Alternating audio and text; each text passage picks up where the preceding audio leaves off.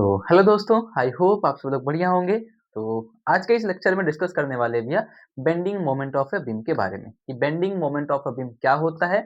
ये चैप्टर आपका मतलब ये टॉपिक इलास्टिसिटी चैप्टर से है, ठीक है? जिसमें हमने इलास्टिसिटी के बारे में बहुत सारे टॉपिक्स डिस्कस करे हैं, जिसमें से आपको इस टॉपिक में कह सकते हो कि यंग्स मॉडुलस जिसके बारे में आप ज़्यादातर बातें करते हो इलास्टिसिटी के अंदर, यंग्स मॉडुलस का जो टॉपिक हमने पढ़ा है वो इधर पे काम आने वाला है, ठीक है? एंड बहुत सारी चीज़ें अदरवाइज़ भी अदर भी काम आने वाली है, तो आप चाहो तो इलास्टिसिटी का लेक्चर डिस्क्रिप्शन बॉक्स में आपको मिल जाएगा, आप जाके उसको देख सकते हो, ठीक है?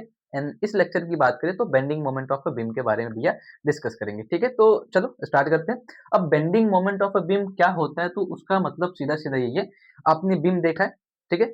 बीम का मतलब वही जो घर के छत के नीचे लगा होता है ना कॉलम के जैसा, ऐसा एक स्क्वायर शेप में लगा होता है। स्क्वायर शेप में बनाते हैं, सर्कुलर शेप में गोल सा भी बनाते हैं, पिलर जैसा होता है ना, तो वही एक बीम समझ लो, ठीक है? तो अब वो बीम को जब बेंड कराया जाता है, तो उसका मोमेंट ऑफ इनर्शिया कैलकुलेट करा जाता है, ठीक है? उसी को बोला जाता है bending moment of a beam, ठीक है? अब कैसे कैलकुलेट करेंगे भैया, तो उसके लिए सबसे पहले डिस्कस करते हैं बीम कैसा दिखता है, ठीक है? तो बीम जैसे सपोज करो, लेट्स सपोज तुम्हारे पास में ये एक बीम है। ये चलो इधर पे, ये एक बीम है, ठीक है? ये एक रेक्टेंगुलर बीम है आपके पास में, ठीक है भैया? रेक्टेंगुलर बीम, और इस बीम को हम एक पार्ट्स में डिवाइड करते हैं, ठीक है? इस बीम को हमने एक पार्ट में डिवाइड करा और इसको नाम देते हैं सीडी, ठीक है? एक बीच वाले पार्ट को नाम देते हैं सीडी, जिसको कहा जाता है मिडल पार्ट, ठीक है? मिडल सरफेस कहा जाता है, ठीक है? इसको मिडल सरफेस कहा जाता है या फिर इसको मेन सरफेस भी कहा जाता है फॉर इन दिस केस, ठीक है? दूसरी बात, ऊपर वाले सरफेस को अपर सरफेस कहा जाता है, अपर सरफेस, ठीक है? नीचे वाले सरफेस को लोअर सरफेस कहते हो। तो ये एक बीम के अंदर ये 3 चीज़ें मिलती हैं, अपर सरफेस, लोअर सरफेस और मिडल सरफेस, ठीक है? एंड ये मिडल सरफेस ही सारा काम-धाम देखता रहता है, ठीक है? सारा जो काम चलेगा आपके बेंडिंग मोमेंट का, वो सारा काम आपका सीडी वाली लाइन जो मैंने ड्रॉ करी है, जिसको मिडल सरफेस बोलते हैं, तो ये मिडल सरफेस से ही सारा काम-धाम स्टार्ट करेंगे, ठीक है? अब बेंडिंग ऑफ देखो ये तो बीम हो गया, ये क्या है? ये एक बीम है, ठीक है? अब तुमको जानना है कि bending moment of a beam क्या होता है? तो bending moment of a beam का मतलब कि आपको इस बीम को बेंड करवाना है। तो बेंड कैसे कराओगे? साइड से लोड लगाओ इस पे और इसको बेंड करो, ठीक है? ये एक तरीका है कि साइड-साइड से लोड इस पे लगाओ और इसको बेंड करो, और बेंड करोगे तो कैसा दिखेगा देखो। जब इस पे साइड से लोड लगाओगे तो ये कुछ इस तरीके से दिखेगा, ये बीम। जो बीम आपके पास में एक्चुअली था वो कुछ इस फॉर्मेट में दिखने लगेगा, ठीक है? वो जब बेंड होगा तो इस फॉर्मेट में दिखेगा भैया आपको, ठीक है? ये आपका बीम है, ठीक है? इसको आपने साइड से ऐसे बेंड कराया, तो बेंड कराने का मतलब ये साइड नीचे आएगा, ये साइड नीचे आएगा एंड ये साइड ऊपर भगेगा। तो उसको ऐसे बेंड करा, जैसे एक पेन होता है ना, पेन को ऐसे बेंड कराते हो, तो इसको बेंड कराओगे तो क्या होगा? ये साइड ऊपर चली जाएगी, बाकी ये दोनों साइड साइड वाली नीचे आ जाती है, तो उसको बेंडिंग करना कहते हैं, ठीक है? तो जैसे आपने इस बीम को बेंड करवाया, तो ये सरफेस आपको देखने को मिलेगा, जिसमें ये आपका मेन वाला सरफेस था, कहाँ गया? ये इसको आपने सीडी नाम दिया है, ठीक है? ये बीच वाला पार्ट है, मिडल वाला पार्ट है जिसको हम सीडी कह रहे हैं एंड इन पार्ट्स को भी कुछ नाम दे देते हैं। लेट्स से इनको कहते हैं पी डैश क्यू डैश, ठीक है? इनको नाम देते हैं एबी, ठीक है? A B C D, P dash Q dash, ठीक है? पी डैश क्यू डैश इसलिए दिया है क्योंकि बीच में एक पॉइंट अभी और हमको कंसीडर करना पड़ेगा इसको सॉल्व करने के लिए। तो अब जब इस बीम का हमको मोमेंट ऑफ इनर्शिया कैलकुलेट करना है, तो पहला काम हमारा होगा इस बीम को छोटे-छोटे पार्ट्स में डिवाइड करना, ठीक है? बीम को छोटे-छोटे पार्ट्स में डिवाइड करना है, इन छोटे-छोटे पार्ट्स में इस तरीके से डिवाइड करोगे, ऐसे करके। इस बीम को ऐसे छोटे-छोटे पार्ट्स में आप डिवाइड करोगे, ठीक है? ऐसे डिवाइड करके छोटे-छोटे पार्ट्स को डिवाइड करके उनको ऐड कर दोगे तो आपको टोटल मोमेंट ऑफ इनर्शिया फिर निकल जाएगा, ठीक है? वो करा जाता है। तो उससे पहले क्या करोगे? तो सपोज़ करते हैं हमारे पास में इस बीम का एक छोटा-सा पार्ट है भैया, ठीक है? हमने इसका एक छोटा-सा टुकड़ा कंसीडर करा है, ठीक है? एंड उसको नाम देते हैं पी एंड क्यू, ठीक है? एंड जैसे इसको आप बेंड करोगे, तो बेंड करने पे आपको पता है कि ये जब बेंड होगा भैया, तो ये एक एंगल फ़ॉर्म करता है। ये जब बेंड होता है ना, तो इधर पे एक एंगल फ़ॉर्म करता है ये, ठीक है? बेंड होगा तो ये एक एंगल फ़ॉर्म करेगा, ठीक है? एंड उस एंगल को आप नाम दोगे थीटा। ये एक एंगल फ़ॉर्म करेगा, जब इसको आप ऐसे पकड़ के खींचते हो एंड ये एक बीम के फॉर्मेट में बेंड करेगा तो इस साइड पे जो एंगल फ़ॉर्म करेगा उसको हम नाम देते हैं वो थीटा एंगल है, ठीक है? अब हमने क्या करा कि इस बीम में जो भी बेंडिंग वाली बीम है, ठीक है? इसको बेंडिंग बीम कहते हैं। इसको भैया बेंडिंग बीम कहते हैं, ठीक है? अब हमने क्या करा, इस पे एक छोटा-सा पॉइंट कंसीडर कर ले, मतलब इसका एक टुकड़ा कंसीडर कर लिया जिसको नाम दिया हमने पी क्यू। तो अब अगर पी क्यू की डिस्टेंस देखा जाए तो सपोज करो ये पी क्यू जो है ये सी डी साइड से सपोज करते हैं ये जेड डिस्टेंस पे है, ठीक है?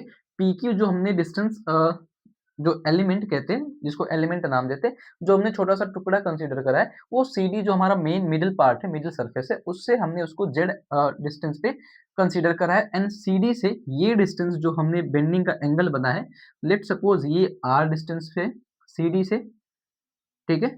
सीडी से कितने डिस्टेंस पे है? आर एंड उसके बाद ये कितने डिस्टेंस पे भैया? तो ये है जेड डिस्टेंस पे, ठीक है? डी से लेके क्यू के बीच का डिस्टेंस पूछा जाए तो जेड होगा एंड डी से लेके इधर पे एक नाम दे दो ओ। ओ का डिस्टेंस पूछा जाए तो भैया वो है आर, ठीक है?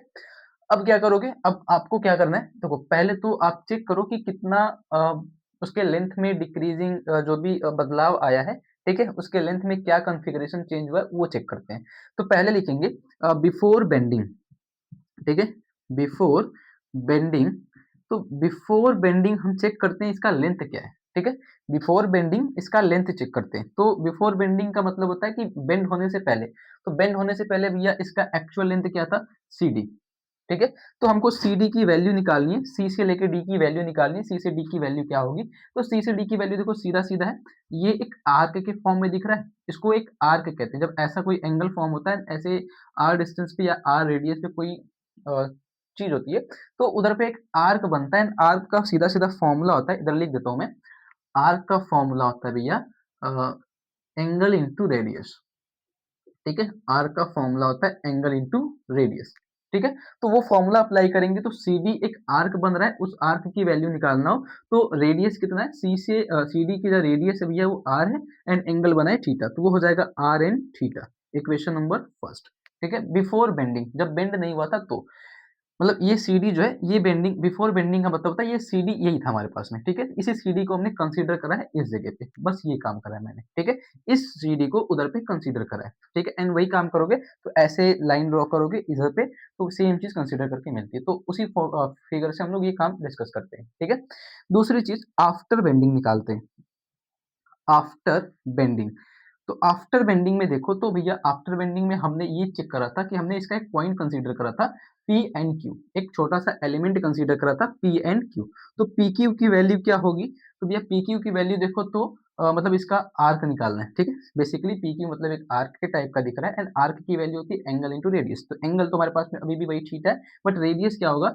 इधर तक का तो आर है, ऊपर का जेड, तो ये हो जाएगा टोटल कितना? R plus Z, R plus Z and theta, equation number second, ठीक है? ये हमारे पास में बनेगा बिफोर बेंडिंग का केस एंड आफ्टर बेंडिंग का case, P Q and C D की डिस्टेंस का या फिर लेंथ का वैल्यू, ठीक है?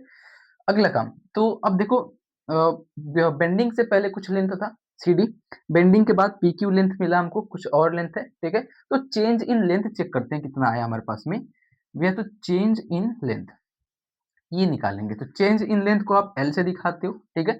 तो चेंज इन लेंथ निकालना है तो सीधा-सीधा आप काम क्या कर सकते हो, एक काम कर लो, पीक्यू में से सीडी को माइनस कर लो, ठीक है? जो आफ्टर बेंडिंग हुई है उसमें से बिफोर बेंडिंग को माइनस कर लो। तो पीक्यू में से सीडी को माइनस कर लो, तो पीक्यू की वैल्यू आई है R plus Z and theta, minus का सीडी की वैल्यू आई है आर एंड थीटा, ठीक है? सिंप्लीफाई करोगे तो ये थीटा से मल्टीप्लाई कर लो तो R theta plus Z theta minus का आर थीटा। आर थीटा से आर थीटा कैंसल आउट तो डेल्टा एल की जो वैल्यू मिलेगी भैया वो होगी Z theta, equation number third, ठीक है? मतलब एक्चुअली हमने क्या निकाला है अभी तक कि जब हम इस लेंथ को मतलब ये सपोज करो सीडी नाम का सीडी लेंथ का कोई एक बीम था, ठीक है? उस बीम पे जब हमने बेंडिंग करना स्टार्ट करा, उस पे हमने साइड से कोई लोड वगैरह दिया और उसको बेंड करवाया, तो बेंड करने के बाद उसके लेंथ में इतने का चेंज आएगा जेड इंटू थीटा का, ठीक है? इतना चेंज आएगा। ये एक एक पार्ट के लिए बनाया हमने, मतलब ये एक पार्ट के लिए निकाला, ऐसे करके बहुत सारे पार्ट होंगे, ठीक है? अब चलो ये तो काम हो गया, अब अगला काम जो होता है इसमें वो यूज़ करते हैं यंग्स मॉडुलस, ठीक है? अगला जो टॉपिक इसमें यूज़ करते हैं भैया, वो क्या होता है इसी के अंदर यंग्स मॉडुलस का फॉर्मूला यूज़ करते हैं, ठीक है? एंड फॉर्मूला डिराइव करते हैं। तो आगे लिखेंगे बाय यंग्स मॉडुलस, ठीक है? अगला काम होगा बाय यंग्स मॉडुलस। अब भैया यंग्स मॉडुलस क्या होता है? कितने लोगों को पता है? तो वो होता है y is equals to show करते हैं, ठीक है? वो होता है नॉर्मल स्ट्रेस बोलते हो, ठीक है? Normal stress divide by longitudinal strain, longitudinal strain, ठीक है। ये होता है फॉर्मूला आपके यंग्स मॉडुलस का, ठीक है। एंड अब ये चेक करो तो नॉर्मल स्ट्रेस का फॉर्मूला क्या होता है। तो सपोज करो अगर इस बेंड पूरे बीम का एरिया है A, let suppose area of a beam है भैया डेल्टा ए, ठीक है। मतलब area of a beam delta A हमारे पास में, हमने ये कंसीडर करा है, ठीक है। एंड इस पे हमने जो फोर्स अप्लाई करा होगा, जो हमने वेट वगैरह दिया होगा, वो फोर्स एंड वेट कितना होगा, फोर्स या फिर वेट कह लो, वो है हमारे पास में एफ, ये हमने कंसीडर करा है, ठीक है। क्योंकि बिना फोर्स या वेट लगाए भी ये बीम तो कभी भी बेंड नहीं होती, ठीक है, और अपने से तो कभी बेंड नहीं होगा, ठीक है। तो चलो स्टार्ट करते हैं अगले की कहानी। तो नॉर्मल स्ट्रेस निकालना हो तो ये फॉर्मूला होता है फोर्स अपॉन एरिया। तो एरिया हमने कंसीडर करा है डेल्टा ए, ठीक है, क्योंकि छोटे छोटे पार्ट्स में डिवाइड करें तो हमने छोटे छोटे पार्ट्स को यूज करेंगे, ठीक है। आगे लॉन्गिट्यूडनल स्ट्रेन क्या होता है, तो चेंज इन लेंथ होता है, ठीक है, डिवाइड बाई ओरिजिनल लेंथ, ये होता है। तो चेंज इन लेंथ हमारे पास में आया भैया Z theta divide by original length क्या है इसकी, तो ओरिजिनल लेंथ मतलब बिफोर बेंडिंग जो केस था हमारे पास में वही ओरिजिनल होगा, यही ओरिजिनल है, तो आर थीटा, ठीक है। थीटा से थीटा कैंसिल आउट, बाकी सबको ऊपर भेजो, तो यंग्स मॉडुलस क्या मिलेगा, अ, इसको ऊपर भेजोगे तो F R divide by Z into A delta, ये केस बनेगा हमारे पास में यंग्स मॉडुलस का, ठीक है। अगला जो काम होगा, यहाँ से हम फोर्स की वैल्यू निकालेंगे, ठीक है। यहाँ से क्या करेंगे भैया, हम फोर्स की वैल्यू कैलकुलेट करेंगे। तो फोर्स की वैल्यू कैलकुलेट करोगे क्या मिलेगा, ये इसमें जाके मल्टीप्लाई करेगा Y Z into delta A divide by R से डिवाइड होगा, ठीक है। ये बनेगा हमारे पास में फोर्स की वैल्यू, जिसको नाम देंगे इक्वेशन नंबर 4, ठीक है। अब हमने ये इक्वेशन एफ निकाला ही क्यों है, तो भैया जो bending moment of a beam होता है उसका एक फॉर्मूला होता है, ठीक है। Bending moment of a beam जो होता है ना, उसका फॉर्मूला होता है बेंडिंग मोमेंट, जिसको बोलते हो बेंडिंग मोमेंट, ठीक है, या फिर बोलते हैं फोर्स मोमेंट, ठीक है, मोमेंट ऑफ फोर्स, इसको बोला जाता है मोमेंट ऑफ फोर्स। या तो आप बोलो मोमेंट ऑफ फोर्स या फिर आप बोलो बेंडिंग मोमेंट, ठीक है। इसका एक फॉर्मूला होता है फोर्स इनटू परपेंडिकुलर डिस्टेंस, ठीक है। फोर्स इनटू क्या होता है भैया, परपेंडिकुलर डिस्टेंस, ठीक है। बेंडिंग मोमेंट का फॉर्मूला होता है फोर्स इनटू परपेंडिकुलर डिस्टेंस। तो अब फोर्स इनटू परपेंडिकुलर डिस्टेंस इसका फॉर्मूला होता है, तो फोर्स तो हमको पता चल गया, ये हो गया, ठीक है। हमने ये फोर्स की वैल्यू इसीलिए कैलकुलेट करी है, ठीक है। अगला अगला काम, जो डिस्टेंस परपेंडिकुलर डिस्टेंस चाहिए होता है, तो वो परपेंडिकुलर डिस्टेंस किसके बीच का होता है, जो ओरिजिनल लेंथ होता है एंड जो हमने कंसीडर करा होता है। तो जो ओरिजिनल लेंथ था सीधी एंड जो हमने कंसीडर करा था पी क्यू, इनके बीच का परपेंडिकुलर डिस्टेंस देखो तो जेड है। तो सीधा सीधा वैल्यू पुटअप करोगे, ज्यादा काम नहीं करना है।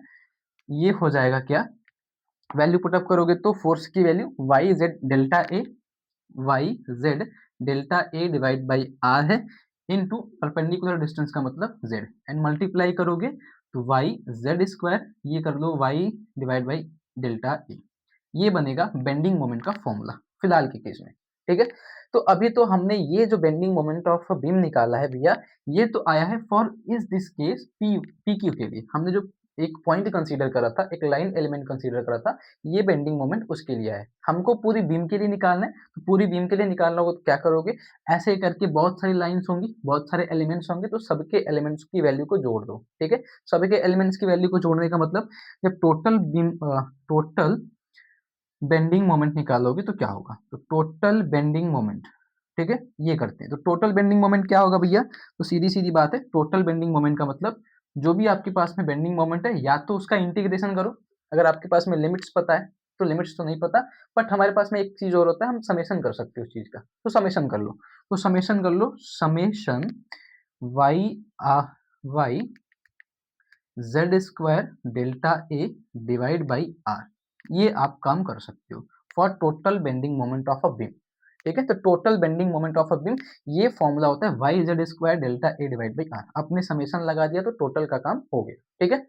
अब ये चीज नोट करो, तो आगे की जो बात होती है इसमें, जो इसमें मेन मुद्दा होता है जिसकी बात करनी होती है, ठीक है, वो क्या है। अगला जो इसमें मेन काम होता है, देखो अभी तो इनका काम नहीं है, मैं इसको हटा रहा हूँ, ठीक है। अगला जो इसमें मेन काम होता है, जो आपको याद रखने वाली चीज होती है, वो ये होता है कि जो ये आपके पास में y एंड r है, इसको जब बाहर करोगे ना, देखो टोटल बेंडिंग मोमेंट, ठीक है, टोटल बेंडिंग मोमेंट जो हमने निकाला है उसी को मैं सॉल्व कर रहा हूँ। तो y एंड r को बाहर करो, ठीक है, अंदर बचेगा समेशन समेशन, ठीक है, एंड क्या बचेगा भैया, जेड स्क्वायर डेल्टा ए, ठीक है, ये बचेगा। तो इस जेड स्क्वायर डेल्टा ए को ना एक नाम देते हैं, इस जेड स्क्वायर डेल्टा ए को भैया एक नाम देते हैं, उसको बोला जाता है आईजी, ठीक है, इसको नाम देते हैं आईजी, इधर लिख लेना ब्रैकेट में, आईजी इज इक्वल टू होता है summation of Z square delta A, ठीक है, इसको नाम देते हैं आईजी। एंड आईजी को कहा जाता है भैया geometrical geometrical moment of inertia, ठीक है, आईजी को कहा जाता है जियोमेट्रिकल मोमेंट ऑफ इनर्शिया, ठीक है, ये इसका नाम होता है इनर्शिया, ठीक है। इस बेंडिंग मोमेंट के लिए ये आईजी को कहा जाता है geometrical moment of inertia, and ये होता है फॉर्मूला आपके टोटल बेंडिंग ऑफ मोमेंट का, y divide by R into I G, जो आपको हर जगह पे देखने को मिलता है। आई जी की जो वैल्यू होती है भैया वो होती है summation of Z square into delta A करके, ठीक है। तो ये फॉर्मूला होता है, एंड ये डेरिवेशन भी कह सकते हो आपके bending moment of a beam का, कि किसी भी बीम को जब बेंड करवाते हैं तो उसका मोमेंट ऑफ इनर्शिया किस तरीके से निकाला जाता है, तो ये पूरा प्रोसेस होता है, ठीक है। इनको नोट करो तो कुछ एक स्पेशल केसेस हैं, जैसे अगर आपके पास में कह लो कि कोई सर्कल पार्ट है या फिर कोई रेक्टेंगुलर पार्ट है, तो उनका moment of inertia find out करना हो तो कैसे करोगे? तो ये एक स्पेशल केसेस है, इनको नोट करो, जस्ट अभी तो करते हैं उनको, ठीक है?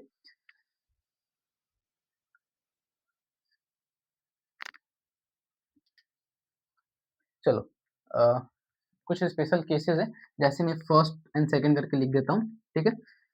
अब स्पेशल केस में क्या हो सकता है, जैसे हमने बीम जो कंसीडर करा है, अब वो बीम हो सकता है सर्कुलर शेप में दिखे, स्पेशल केस, ठीक है, स्पेशल केस, ठीक है। अब सपोज बीम आपके पास में बीम इज अ